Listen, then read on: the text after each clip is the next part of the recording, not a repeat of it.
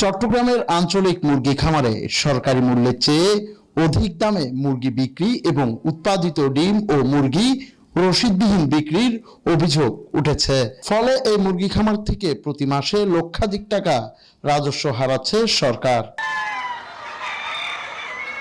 সরেজমিনে গিয়ে দেখা যায়, আঞ্চলিক এই মুরগি খামারের পোল্ট্রি টেকনিশিয়ান মোহাম্মদ ফজলে রাব্বি কোনো রসিদ ছাড়াই হাট বাজারের মতোই নগদ টাকা হাতে নিয়ে প্রকাশ্যে মুরগি বিক্রি করছেন।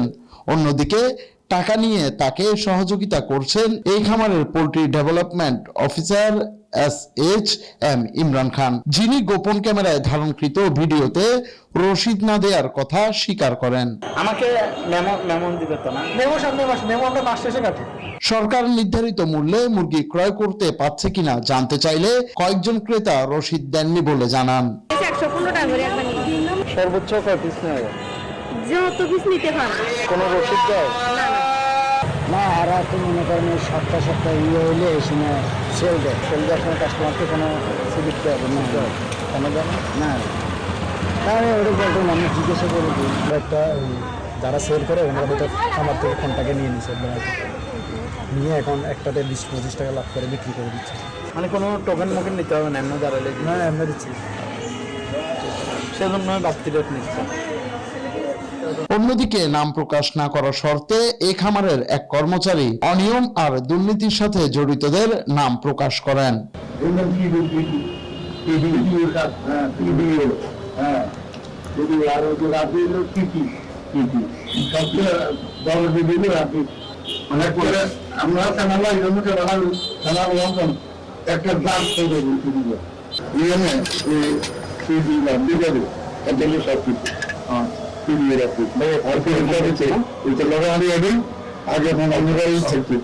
এ বিষয়ে কথা বলতে চাইলে আঞ্চলিক মুরগি খামারের বিক্রয় কমিটির সদস্য সচিব ফজলে রাব্বি ক্যামেরায় কথা বলতে রাজি হননি।